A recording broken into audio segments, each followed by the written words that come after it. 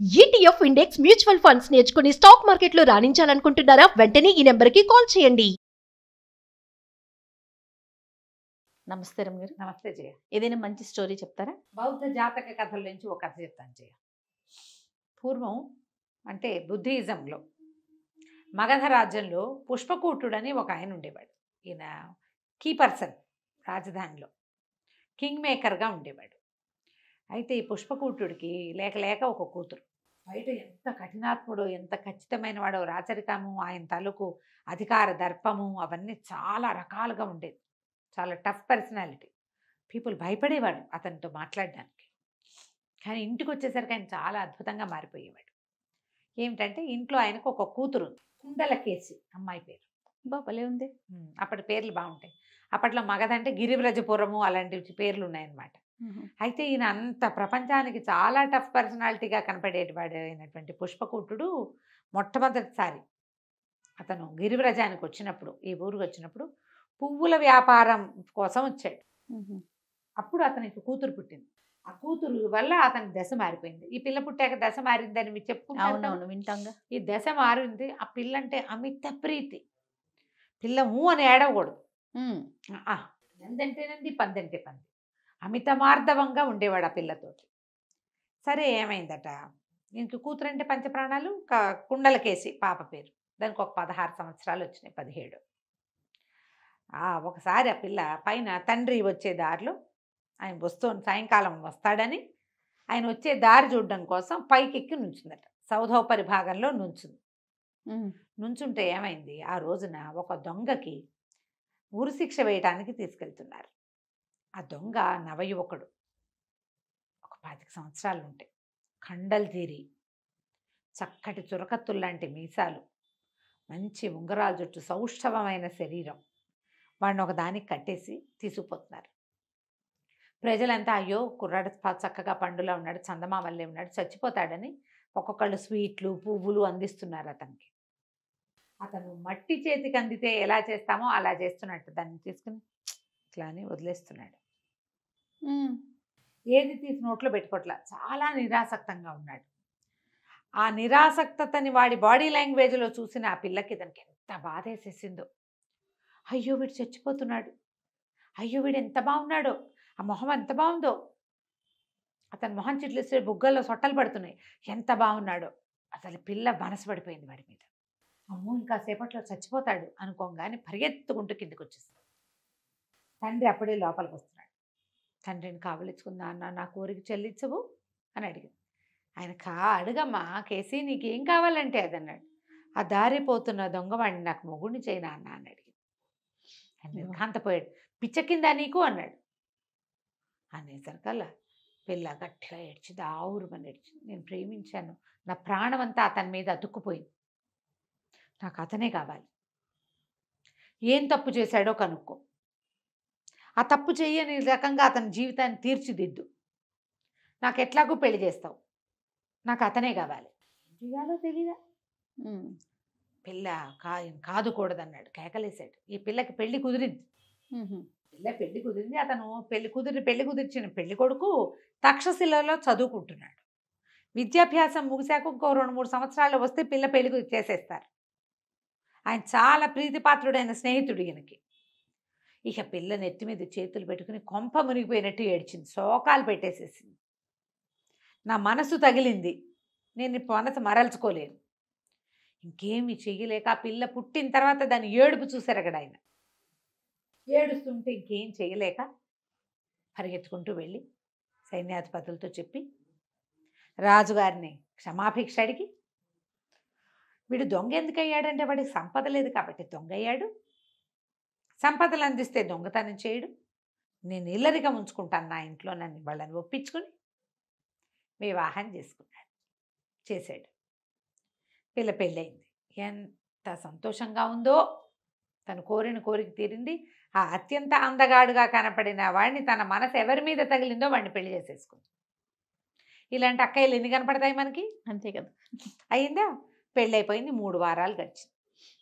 3 వారాలు అయితే ఈ అబ్బాయి ఏం చెప్పాడంటే, పెళ్లి కుమారుడు కేసీ, నా జీవిత వాంఛ నెరవేరింది, సంపన్నుల ఇంటల్లుడు అవ్వాలన్న కోరిక తీరింది, నా జీవితంలో నేను ఇద్దరికే రుణపడి ఉంటా.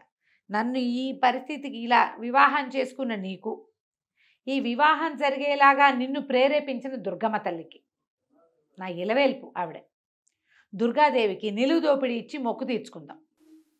చక్కగా అలంకరించుకుని పద, కొండ మీద ఉన్న దుర్గాదేవిని చూద్దామన్నాడు. అసలే ఈయన కీ పర్సన్ ఆ రాజ్యంలో, కింగ్ మేకరు, ఆయనకు ఒక్కగానొక్క కూతురు, పైగా పంచప్రాణాలు. అది ఎంత శోభాయమానంగా అలంకరించుకుంటుంది, ఎన్ని నగలు ఉండి ఉంటాయి దానికి.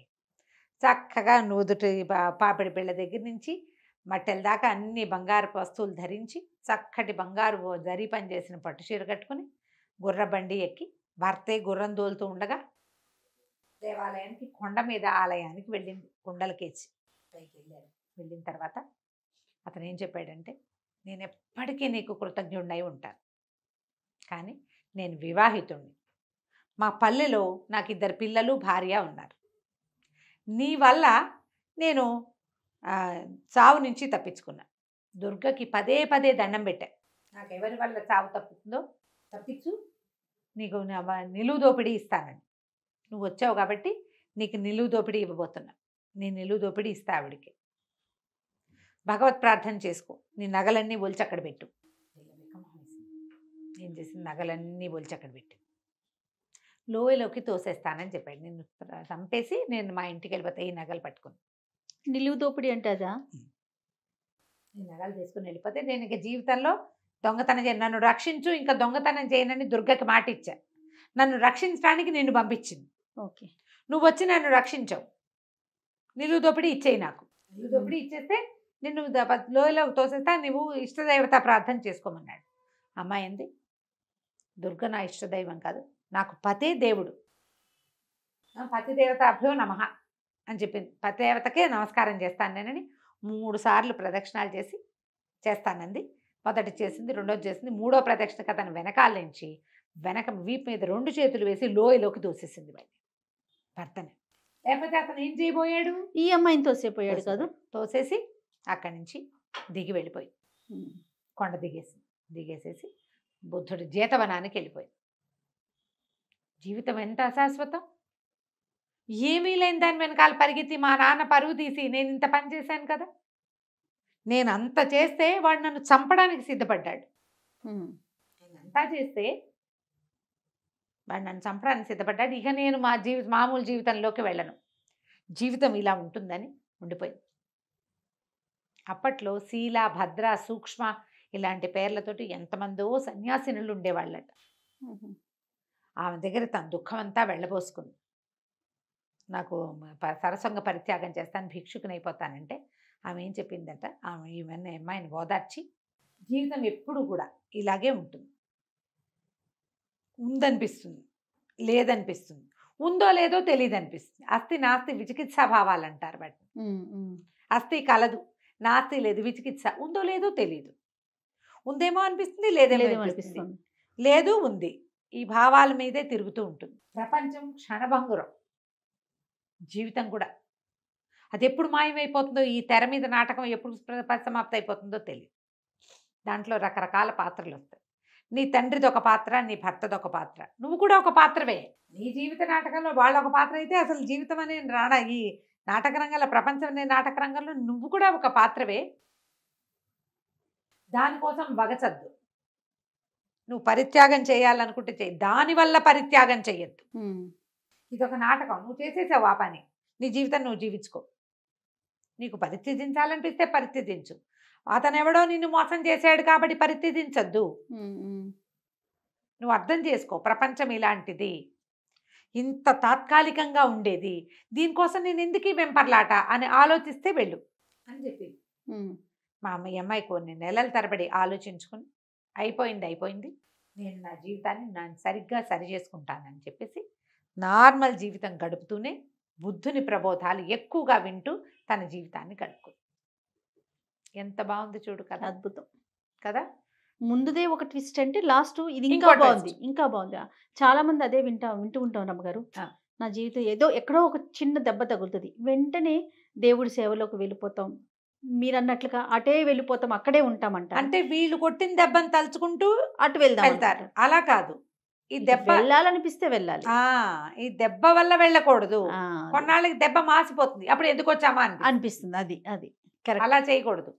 ఇప్పుడు తొందరపాట్లు కూడా అదేదైనా లభించలేదు, వీళ్ళు ఏదో చేసేసుకుంటారు. కొన్నాళ్ళు ఉంటే ఇది అక్కర్లేదు అనిపిస్తుంది మనకి, దీనికోసమా అంత పోరాడమనుకుంటాం. అనిపిస్తుంది. అందుకని వెయిట్ చేయాలి, ఆగి పరిస్థితిని పరిశీలించి నేనేమిటి, నువ్వేమిటి, లోకం ఏమిటి, సంయమనం. ప్రపంచం ఎలా ఉంది అనేది ఆలోచించుకోవాలి. దానికి సమయం తీసుకోవాలి, Yes. తొందరపాటు చేయకూడదు. తప్పకుండా రమ్మగారు.